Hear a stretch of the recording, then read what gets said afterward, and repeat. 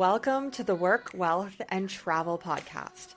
I'm your host, Nicole, and this podcast is your guide to start creating a lifestyle by design. From entrepreneurship, money and finance, taxes and residencies, and everything in between, this show highlights the nuances of a true global citizen lifestyle. Let's dive in.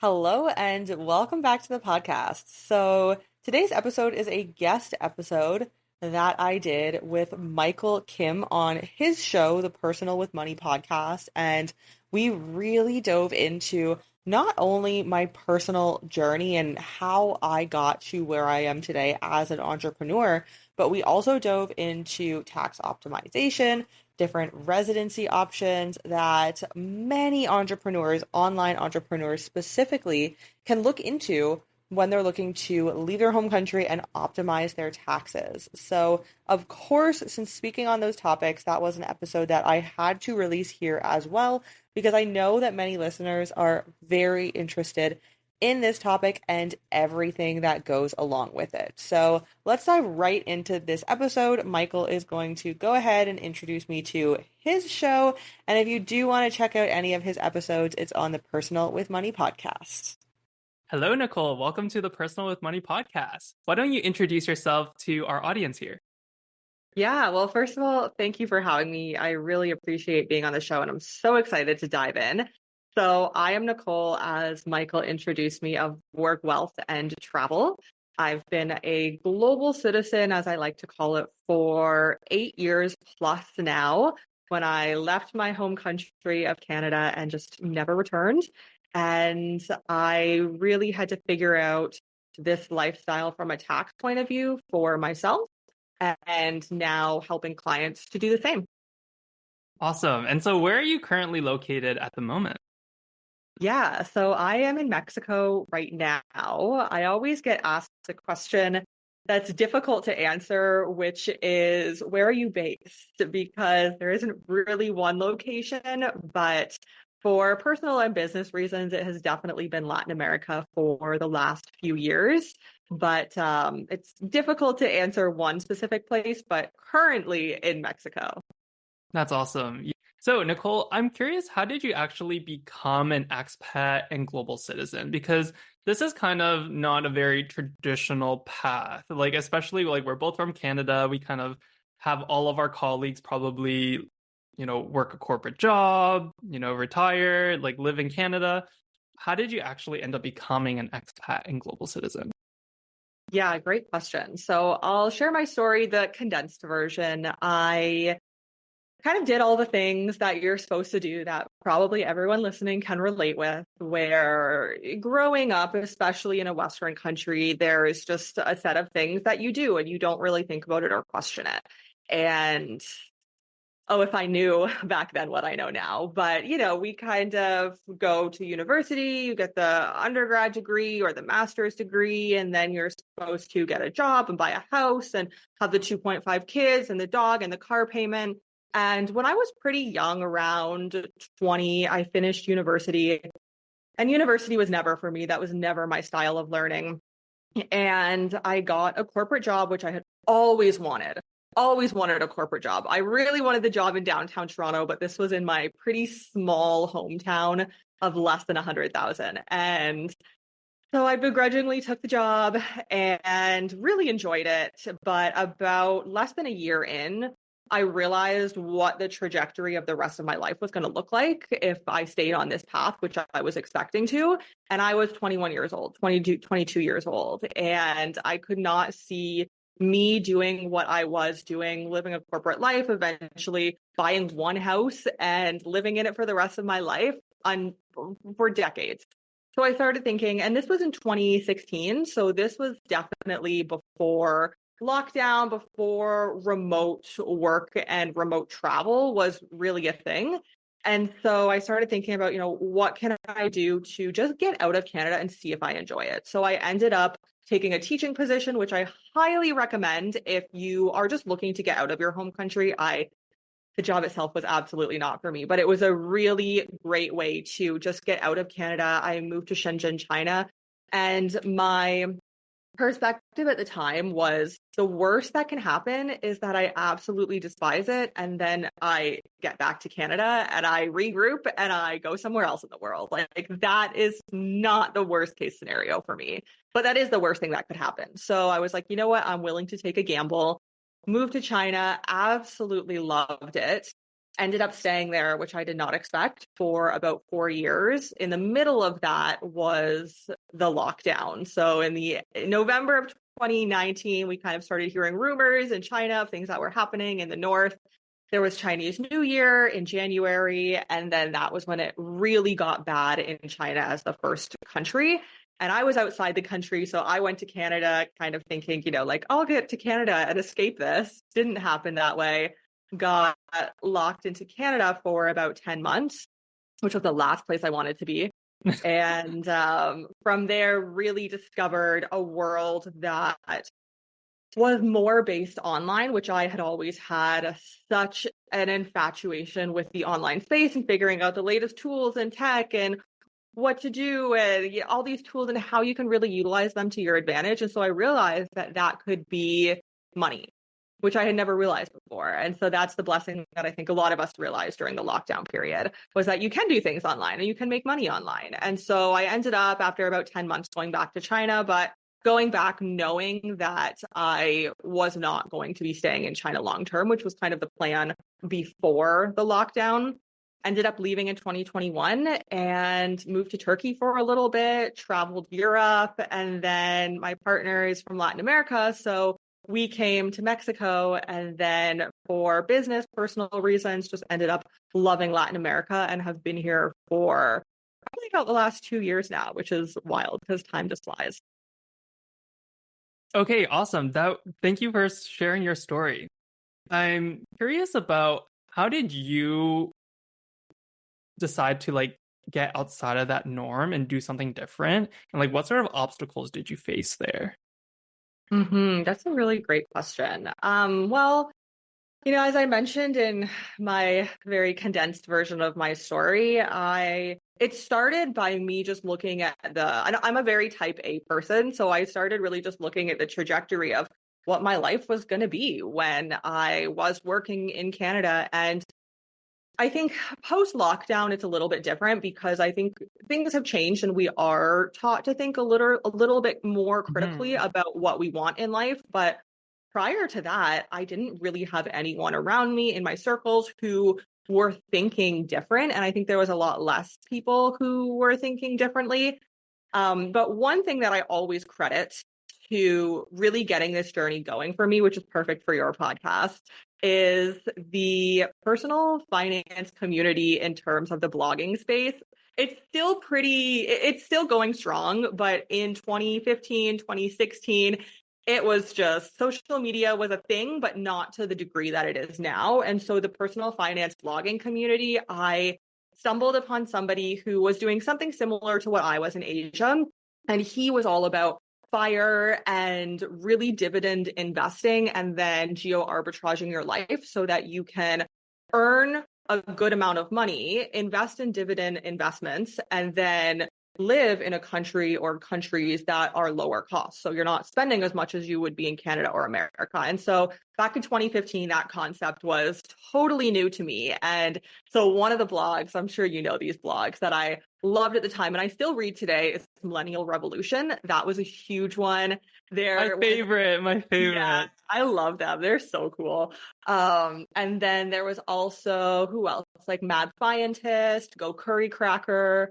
Really liked Go Curry Cracker back then too. There was, that whole kind of blogging space and the bloggers who I'm talking about. And so I was 20 years old at the time, and this was just totally new to me. And I was like, oh my gosh, why are not more people talking about this? It's just a very small demographic with the title of personal finance bloggers are the only people talking about this. So I ended up dividend investing through Canada, which is, another story now because I'm out of that system. But at the time I was still in the system. And so I purchased various different, mostly index funds that were fairly high dividend yields, and then moved to China. And I actually had two jobs at the time when I moved to China. I still had my job from Canada that I ended up doing remote, which I was just like, this is amazing. I've never heard of working remote.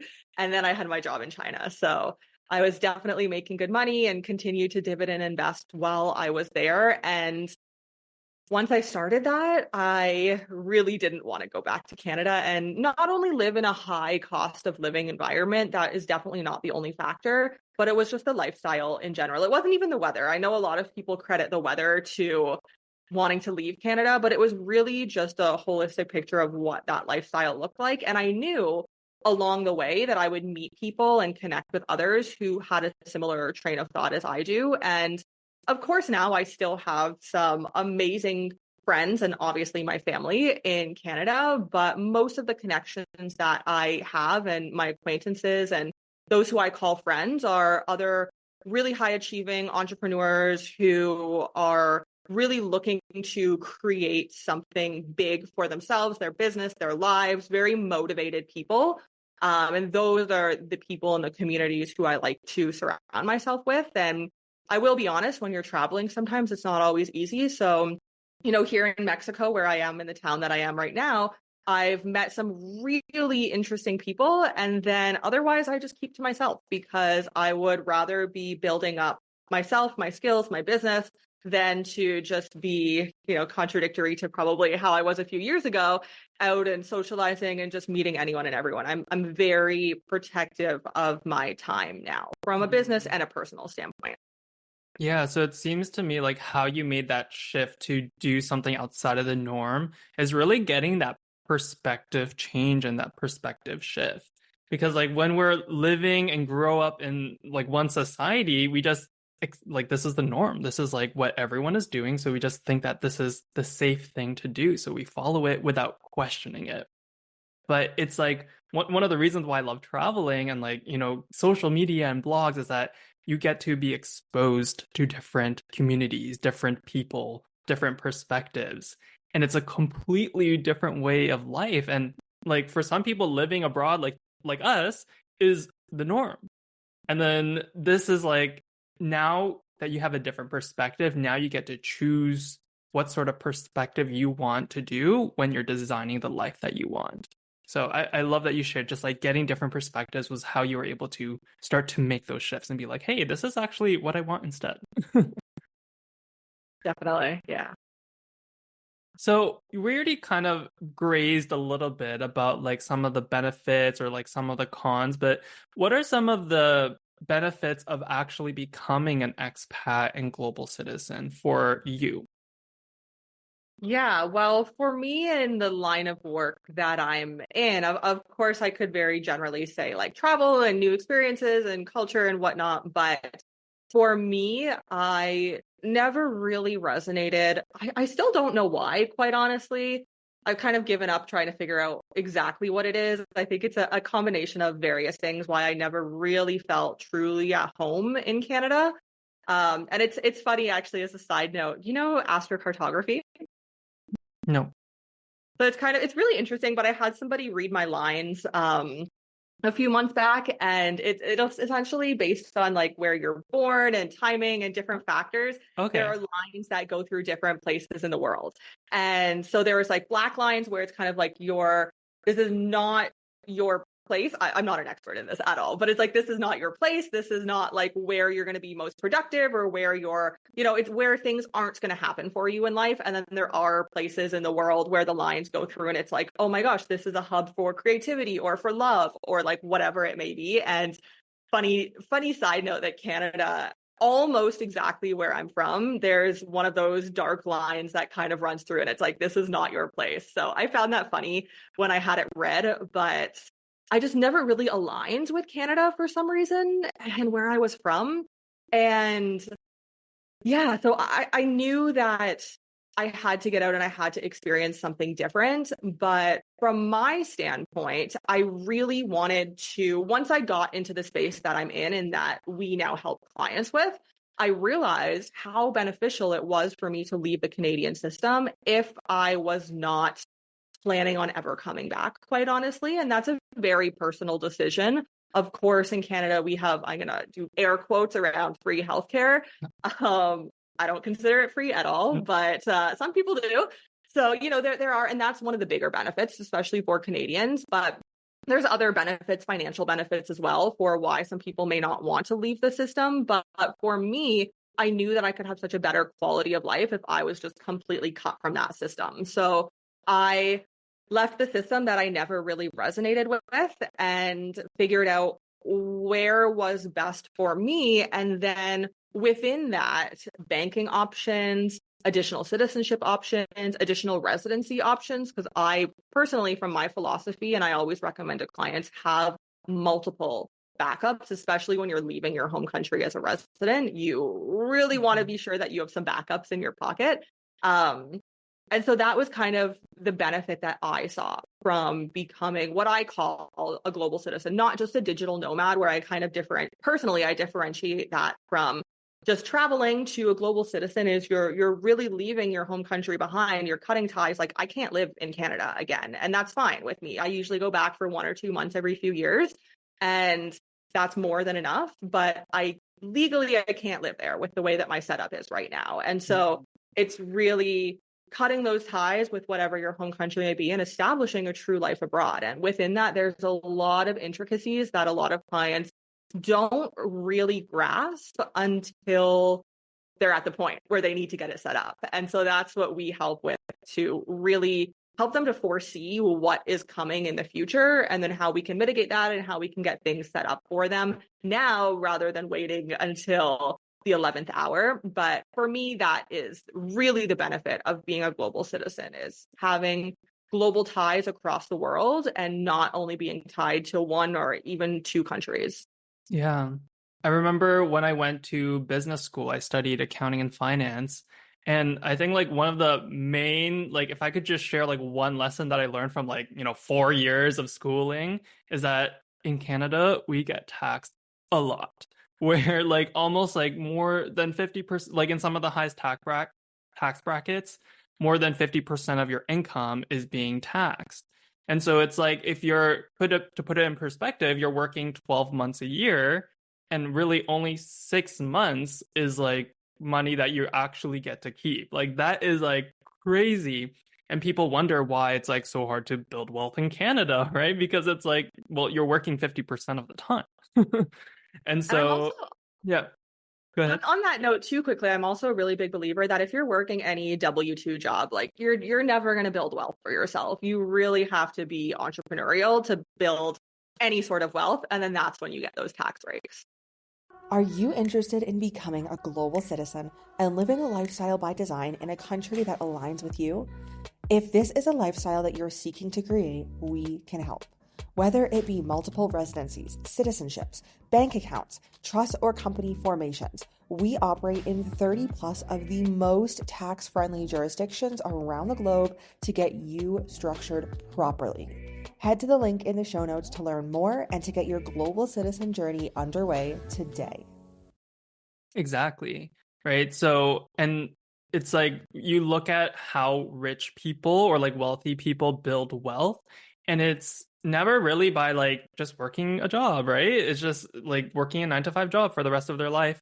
It's like they learn the rules of the game, whether that's in Canada or abroad, and then they learn how to optimize the money that they make and keep more of the money, whether that's through like paying less taxes or by investing it. There's so many different ways in order to optimize your personal finances, where you don't have to just like work hard. It's not like you have to like work 50 like 10, 100 hours a week just to like build wealth. There's a smart way to build wealth that is easy.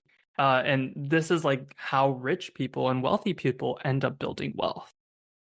Yeah, exactly. That's exactly, well, a lot of the clients, I would say actually all of our clients are entrepreneurial, so they really get that. But a lot of podcast listeners and whatnot, I always try to encourage, like, have even a side hustle so that you can continue to grow that as you are working that W-2 job and then eventually leave it. And I do understand that, there are some markets that are more favorable for certain things. So maybe leaving the system of Canada or of the US isn't right now, because interest rates are going to be a lot more favorable in those countries. And if you look anywhere south of the US, like, good luck. Any type of loan, mortgage, it's basically not feasible. So then the option is who's your network, who are investors that you have in your network, right? So it's really getting creative or potentially not leaving the system quite yet. Mm-hmm. So yeah, I'm curious. Yeah, who do you think should leave the system? So like, let's say someone is living in Canada right now. Who would you say like should actually kind of look into getting different residency, citizenships, or bank accounts, or who should not and who should? Yeah, so I'm going to preface that by saying that it's very unique for everyone's situation. So don't just take my answer here and be like, oh, this is what I should do. Very unique for everyone's situation, your investments, where your money is, what your diversification already looks like. But if we're talking about Canadians, Americans, it's a completely different story. But if we're talking about those who are Canadian residents and citizens now, I usually recommend, based on the trajectory of where we're going in the world, and especially the government in Canada, another topic. But I recommend to have at least a few backup options, even if you're never going to use them, quite honestly. Now, for some people, like let's use my parents and maybe probably your parents and probably most of our parents as a good example.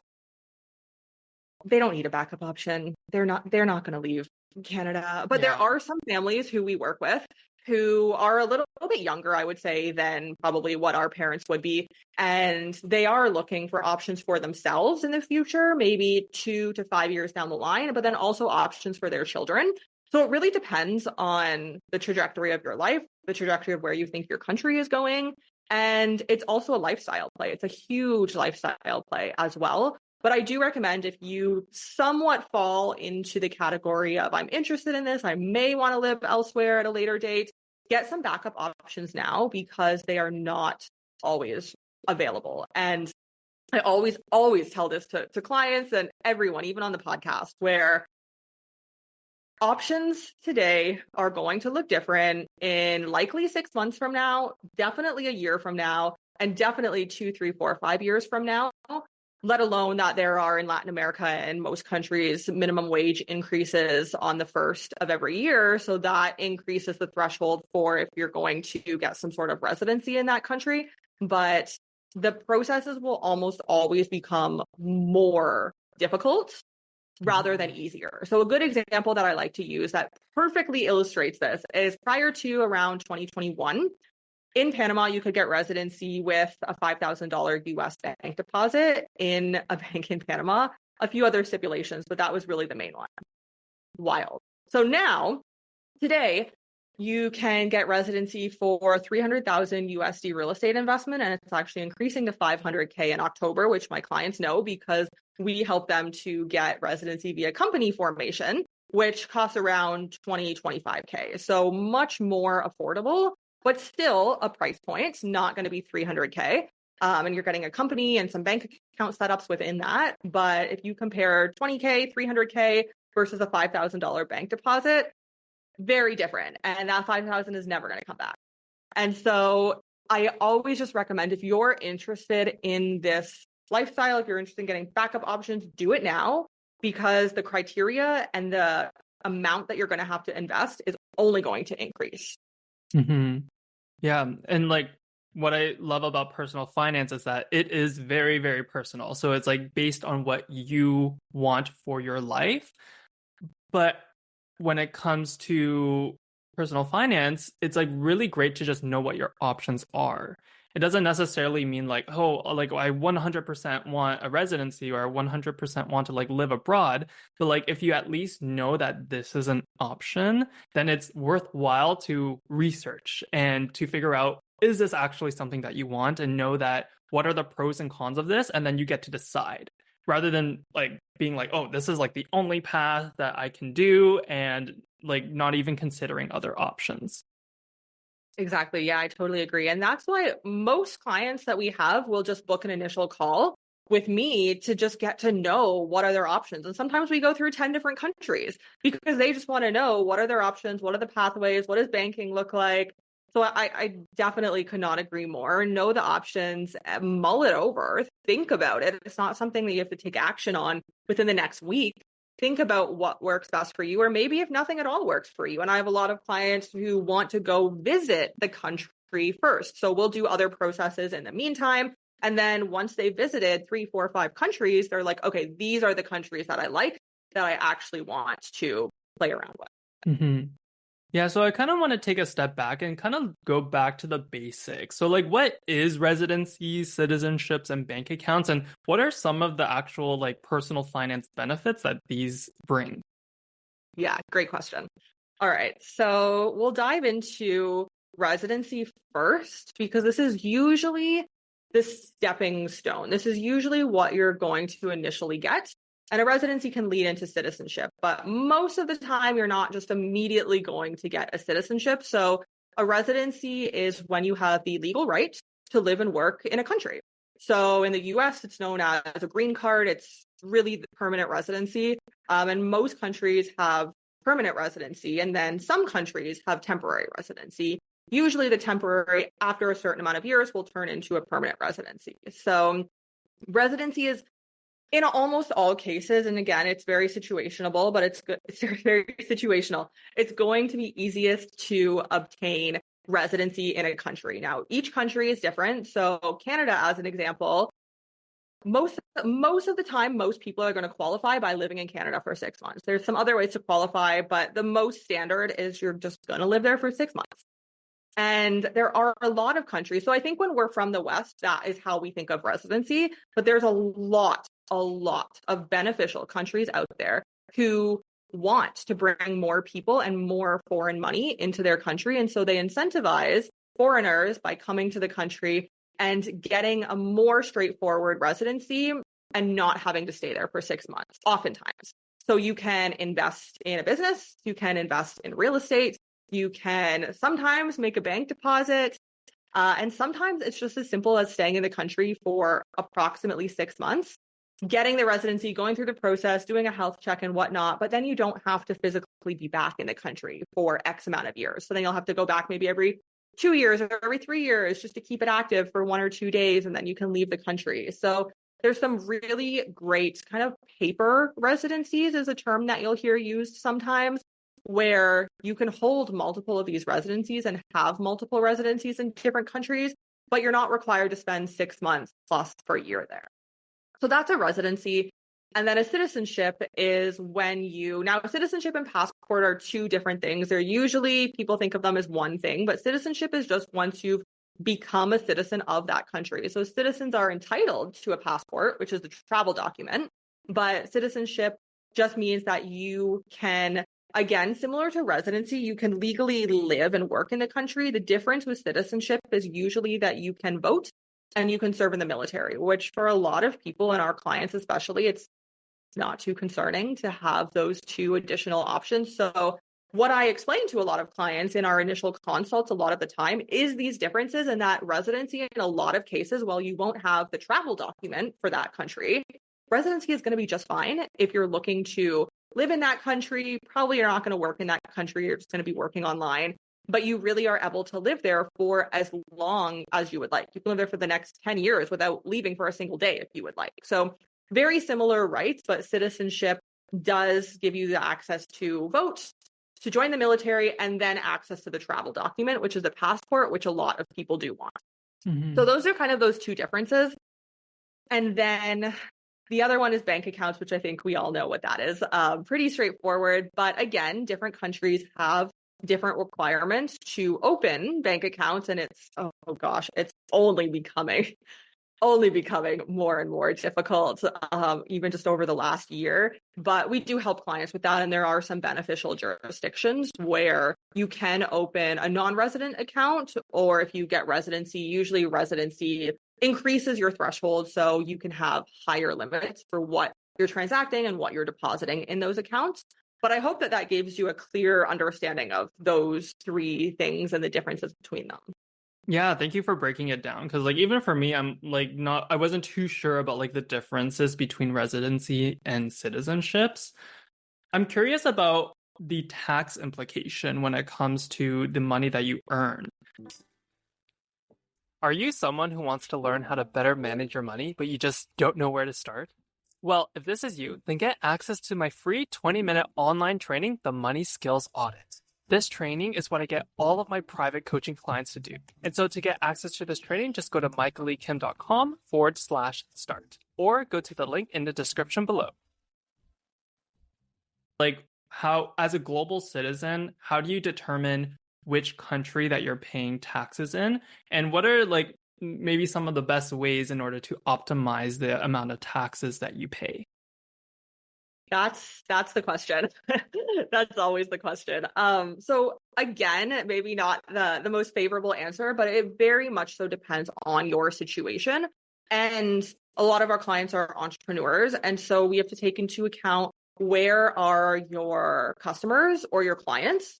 If you have customers, where are you registering for sales tax, for VAT? What does that look like? You might have multiple entities if that's the case.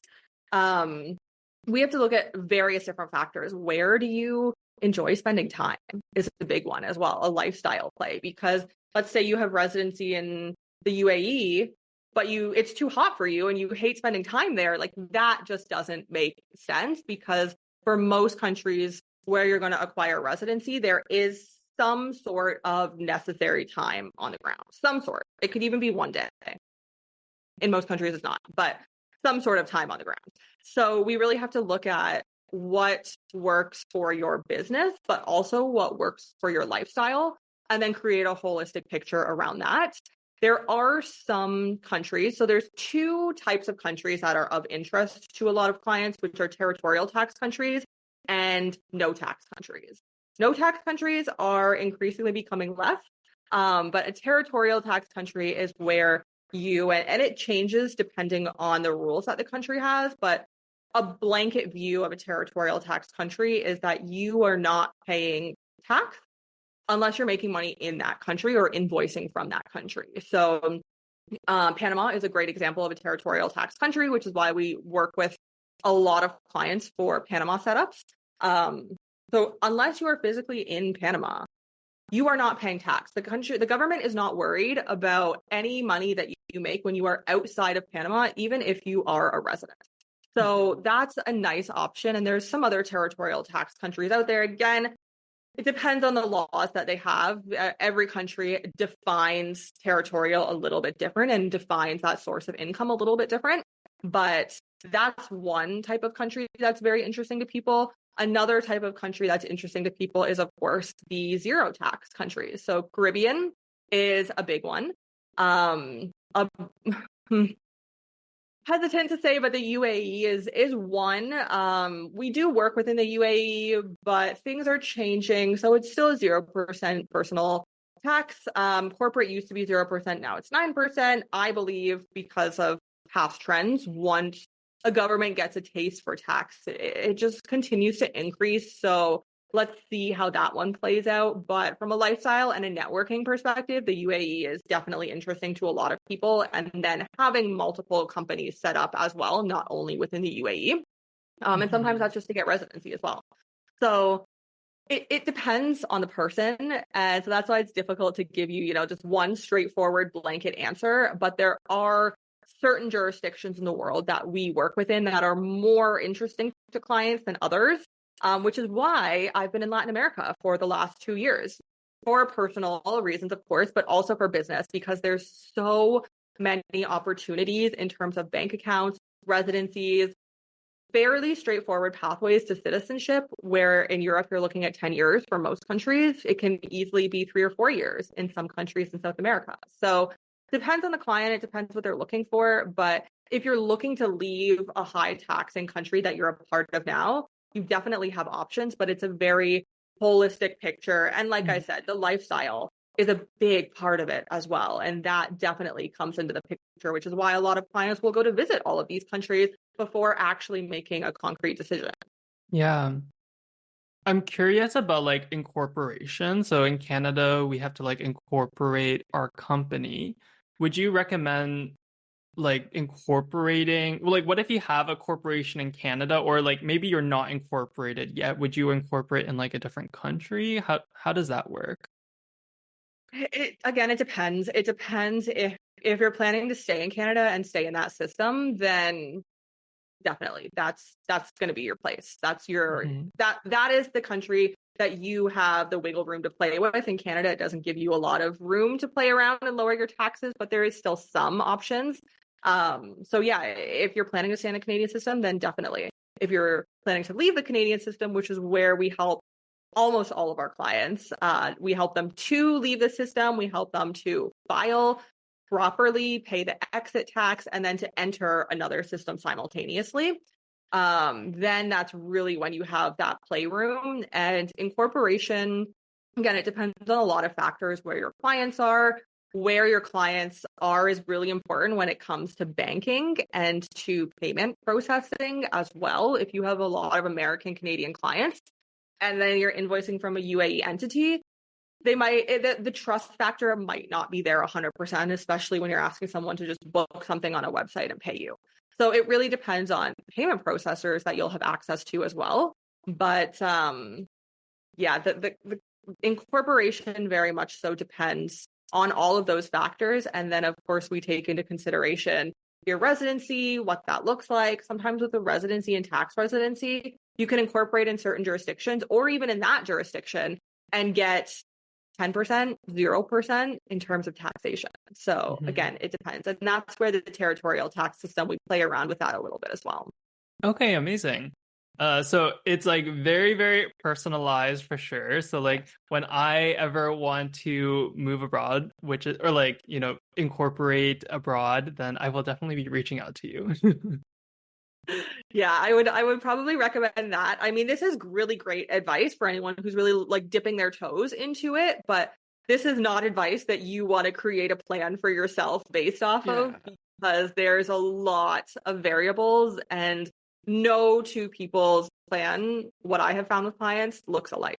Yeah. It's the same thing with their personal finances, right? Like none of my clients have the exact same plan. It all looks completely different. And like the information that you're sharing is not only is it like hard to get this information, like I've tried to do some research and it's very, very complicated. But then at the same time, it's as you said, it's always changing as well. Like every 6 months, every 12 months, it's changing. So I'm just like totally overwhelmed. So I'm definitely like, okay, I need some professional support if I like seriously want to do this. Yeah, definitely. And that's the thing too. Like if you're serious about it, then you want the proper information. We have some inquiries who come into us and they're not serious about the journey within the next 12 to 24 months. And so take this information, mull it over, think about it. But if it's not something that you're like, for you as an example, if you're not seriously considering to leave the Canadian system and all of the implications that will create for you, whether positive or negative, then just mull it over. Mull it over as a thought process for a few weeks, a few months. Think about if it's actually for you. And if it is for you, take the next steps. And if it's not, that's totally fine too. I have no problem telling a client, it looks like you're not ready to leave the system yet. And so stay in it. Yes, you're going to be paying higher taxes. You get some benefits out of that potentially, depending on the country. And so that may work for you for now. Mm-hmm. Do you mind sharing maybe like one sort of residency or like citizenship that you currently do for yourself and like maybe some of the benefits that you personally get from that? Yeah, definitely. I don't share too much about what I have in terms of my portfolio, but I will share one that is fairly new in terms of how you can get this residency and it can lead to citizenship. Again, most of the time, unless it's citizenship by design, you're not getting citizenship immediately. You're getting residency, which can turn into citizenship, but a very interesting option. If you're earning probably about 10K plus, 10, 15K plus per month, then a Panama entity is just amazing. We have so many Canadians who are in this process now and who have gone through the process. But as I mentioned previously, in the past, you had to invest 300K in real estate. Not a viable option for everyone, not a market that everybody wants to enter, quite honestly. Mm-hmm. And so there has been a somewhat new way that you can obtain residency in Panama through that company entity that I previously mentioned as well, where you're looking at a fraction of 300K. So per person, it's around 20K. And with that, you get the company formation, you get the business bank account, and the company will essentially sponsor you to become a resident in Panama. So again, you don't have to live in Panama. And that's a really nice aspect that a lot of our clients like. You have to be there for about a week to set up the structure not the structure, like we will set up the entity, but to actually do the health check, to do some of the things that most countries will require for residency on the ground.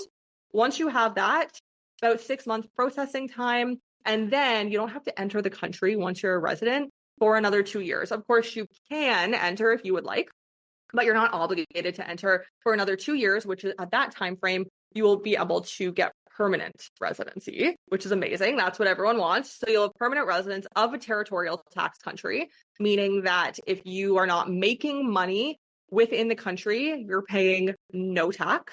So you can travel the world as long as you're not staying more than 180 days in any country, with a few exceptions I usually recommend, but you will be paying no tax. There is some filing requirements, of course, as there is with any company, but it's a very interesting setup where if you're really making that amount of income per month, that makes sense to start optimizing your lifestyle and your business. And again, you're not aligned with living in a Western country. If you love living in a Western country, well, this podcast and what I do is probably not for you. But a lot of clients are looking for either those backup options or to really start paying low or no tax. So Panama is an amazing, amazing option. There are other territorial tax systems out there, I will say. It's not only Panama, but it's quite close to, of course, to Canada, to the US. It's within, well, it's not within North America, but it's fairly close. So that's another aspect that people like as well, where it's easy to spend a little bit of time in Panama. They have a hub there. They start making connections there. It's great for business as well. They can easily go home for a few weeks or a few months, go down to South America. And then great aspect as well is the time zone. As you mentioned at the beginning, a lot of people really like to stay within North South America, Central America for the time zone. Yeah. So if you have a like that residency structure in Panama, you only pay taxes if you're in the country. But then if you're outside the country, where do you pay taxes? You just pay no taxes? Or is it like you pay taxes in the other country that you're traveling to? No, so that's the nice thing about a territorial tax system is that as long as you're not spending 6 months plus in any other country other than Panama or any other country where you hold residency, which you may hold other residency options, then you are not going to be required to pay tax in any country. Most countries, it's 6 months, 180 days, 183 days. So as long as you are not hitting that threshold in any other country, you're not a tax resident. So tax residency and residency are different, but to just keep it simple, you're not a tax resident in that country, so you're not required to pay taxes in that country. Panama, because the company has sponsored you, and because with the company formation, you're a resident, you do not have to spend time in Panama. You can, you don't have to. But when you are not in Panama and you're traveling, you're outside of the country, you're paying taxes in Panama, you're a tax resident of Panama, but Panama doesn't really care what you're doing when you're outside of the country of Panama. I'm saying Panama a lot. But so essentially, if you are not in Panama, you're not paying taxes. If you're not in any other country where you're not a resident of for more than 6 months for most countries, or having, it depends on if you have homes there. There's some other ties as well to a lot of these countries. But just as a general rule, if you're not spending more than 6 months in one of these countries, you're not a tax resident there. You're a tax resident of Panama. Panama is a territorial tax system, which is why people love territorial tax systems for these types of setups. So you're not paying any taxes. Oh my gosh. I did not know it was that beneficial. That is crazy. It's such a big life hack. Oh my God. It is. It really is. And that's why I say, if you're willing to leave your Western country, which not everyone is, totally fine. But if you are willing to relocate your life abroad, there's, oh my gosh, so many benefits to paying no tax. And again, of course, with all of these setups, not only in Panama, in every single country, there's accounting, there's filing, there's usually some sort of like minimum tax you have to pay, which the accountant just files and it's like done and it's very straightforward. But other than those small fees, which are mostly for the company, quite honestly, not even for yourself personally, it's so beneficial. So once you really start making that higher amount of income, or even preemptively, you see what the trajectory of your business for the next quarter, 2-3 quarters looks like, start to get this set up now, because it does take time. And usually it takes more time to get out of your home country system. Depending on the country, in Europe, it's a little bit different. In Canada, it'll take a few months, if not longer, depending on CRA wait times. But it will take minimum a few months. So it's something to think about preemptively. And then once you hit that point, or you see the trajectory of the business hitting that point, then it's good to start thinking about what these setups could do for you. Mhm. Yeah, like for me, someone who doesn't really have much like assets, like I don't have like any real estate in Canada. I'm already like living abroad for like most of the year. Um, yeah, I'm able to make money online. Just like this is a really, really great opportunity, I think, for me to see and explore like what are the options that I have, like where would I want to stay in the future. And I think like there's a lot of people who might be in like, maybe not like similar situations, but like at least willing to explore these options. And like, I hope you guys listening now are like being aware of like what options that you have. Like there's so many options. And, in Canada, we just like implemented some new tax laws where like, on your capital gains, you have to pay like even more taxes than we already do. So this is like a really, really great opportunity for you guys to like start figuring out what are some options to work smarter, not harder, in order to keep more of your wealth. Definitely. And with that, I really want to mention that this is really my whole business life mission. Is there are countries, like most Western countries, that will tax you high and will continue to tax you high, and that's never going to change. There's also many, countless countries in the world. I think this is a perspective shift that a lot of, especially those of us coming from the West, need to really realize when you're living a global citizen lifestyle. Is there's a lot of countries out there that want to incentivize you to come to their country as a new resident or as a new citizen, pay lower tax, pay no tax potentially for 10 years in some countries, depending on where that income is coming from. There are countries that want you to be in their system and will give you tax breaks to become a part of that system and to become a part of the local economy. And a lot of these countries are half the price or less of what you're paying in downtown Toronto or San Francisco. Yeah. And there's just like, it's also like the quality of life, like just like living in Southeast Asia for the past, almost like 6 months. It's like your money goes so much further. It's like you get to go out to eat every single meal. You get to do fun things like karaoke and like without having to like, drop $200 for one night. And it's like also the healthcare. Like I'm like very open with like my health journey, but like in Canada, I could not rely on the Canadian healthcare system to support my health and like to cure my illnesses. And there's so many people living in Canada now who I personally know who have had to travel to like Asia to get like chemo and to get like treatment because they can't rely on Canada's healthcare system. And so if we're paying all of this taxes without receiving any of the benefits, then it's like, why are you staying? Yeah. Oh my gosh. That's just wild to hear your story and the people that you know, a very brief glimpse of it. For me, healthcare was never an initial reason why I stayed or left, quite honestly. But I like to always give the example of I couldn't walk for a few months. I had knee problems, never really figured out what it was. I needed an MRI, I believe it was. This was a few years back in Canada. And the wait time, I mean, I'm sure you've experienced this personally as well. The wait time was like 6 to 8 months for an MRI. I ended up moving to China. It happened again. I paid $100. This was probably like 4 years ago. I paid $100 at a excellent English speaking hospital in Shenzhen, which is right across the border from Hong Kong. I could have gone to Hong Kong if I wanted to. And it took 10 days to get this MRI. And I even got to keep the MRI. I don't know if that's a thing or not in Canada, but I got to keep it. So now I have the copy at home if I ever need it for the future. And it was just such a different experience than anything I had ever experienced, where thankfully my experience of the Canadian healthcare system was not too extensive, but when I think of Canadian healthcare, I think of sitting in the ER for 12 plus hours. Yeah. And then not even getting the help that you need. Yeah. Yeah, like one of my friend's mom, she got diagnosed with cancer, and it was like, yeah, well, like you get to see this specialist after a few months, and then after you see that specialist, you do this test like after a few months, and it's like by the time you actually get treatment, you're like already half dead.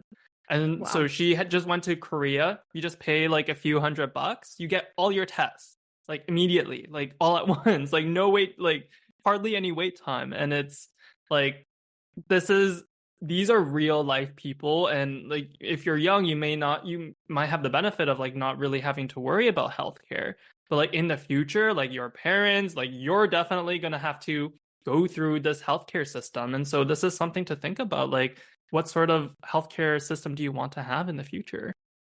Exactly. And I even know, so my grandma, as an example, is in like long-term care, which is just crazy cost, not even in a big city in Canada. And I know quite a few people now who are a little bit older in Mexico, especially, who bring their parents because they live in Mexico. So they'll bring their mother or their father or both down to Mexico and live in an English speaking care facility with amazing care, not a high occupancy. And it's like a quarter of the cost. Yes, there is still cost involved because, of course, there's a lot involved in that, but it's just night and day difference. I mean, we could probably go off on healthcare in a whole other podcast. Mhm. Yeah. Okay, well, amazing. Thank you so much, Nicole, for sharing all of your knowledge. I definitely learned some amazing things, and I'm sure our audience did as well. Are there any last things that you would like to share with us today? I think that if anyone is listening, they're probably interested in digital nomad, global citizen life. And so I hope that I have taught you, and this episode has made you think to think differently. And so you don't have to take any sort of action now, but I just want you, if this is a lifestyle that you're interested in or potentially have interest in the future, just start thinking about what that could look like for you. Are you ready to leave your country? I mean, there's a lot of things that go into that, but I usually recommend just take a trip if you can for a month or two to really get a true feel. But for as long as you can, take a trip outside of your home country, go to somewhere that I think in Western media you would probably see as dangerous and scary, like Nicaragua or Guatemala or even Argentina or Brazil, or if you want to go to Southeast Asia, go somewhere that is actually different, where people don't speak your language, and see if that's something that you enjoy and an environment that you thrive in. Because a lot of people thrive in an environment like this, and then a lot of people don't. And you won't really know that until you go and experience it firsthand. And that's why I say if you can do it for a month or longer, then you'll really get immersed in where you are. But start thinking about if this is a lifestyle for you. And if you think it may be, take that first action, take a trip and see how it goes from there. And I mean, I and Michael as well are always sharing on our social media platforms and podcasts about what this lifestyle looks for us and how you can optimize this lifestyle for you. So I think it's also important to have people who have been on the journey for many years and who are years ahead of you to look up to. And you by no means have to do what these other people are doing, but just to see that it's possible and that it's a lifestyle that each of us build out individually. Like I have bases where I prefer to spend time looking to buy some homes. So I have certain places that make sense for me. And those places are probably a lot different from Michael, but really just seeing how we're living our lifestyles as global citizens and then how that could work for you as well. Amazing. Thank you for sharing that. What I love to say is that we are in control of our personal finances. We are in control of the life that we live. I think a lot of people like they're like, oh, like I'm stuck in Canada, like, oh, I have to pay so much taxes, or, I can't afford real estate. It's like you have control over your situation. You have control over your life. I think the reason why people feel stuck is that they don't have the perspective. They don't know what their options are. And so if you keep an open mind and if you're open to learn and research about different opportunities, you will find that you get to create and choose the life that you live. So I think like you have shared so much knowledge about like what are some of the options out there that people can take advantage of and use to design a life that they actually love. So thank you so much for sharing this. Yeah, absolutely. Thank you for having me on. And if anyone is interested in following along on the journey or learning more about this global citizen life in terms of tax optimization, residencies, I'm sure you'll have it linked below, but everything is work, wealth, and travel. We have the podcast, we have the YouTube channel where we really dive into what these options look like on a more specific basis, country basis, or Instagram or LinkedIn. Awesome. Thank you so much, Nicole. We'll link all of your links in the show notes and in the description below. So if you guys ever want to reach out to Nicole, then yeah, she is here. You've just listened to the Work, Wealth, and Travel podcast. If anything from this episode resonated with you, I would appreciate if you share this podcast on your socials. And of course, be sure to tag me. And don't forget to leave a review on your favorite podcast platform. Thank you for joining me on this global citizen journey, and I'll see you in the next episode.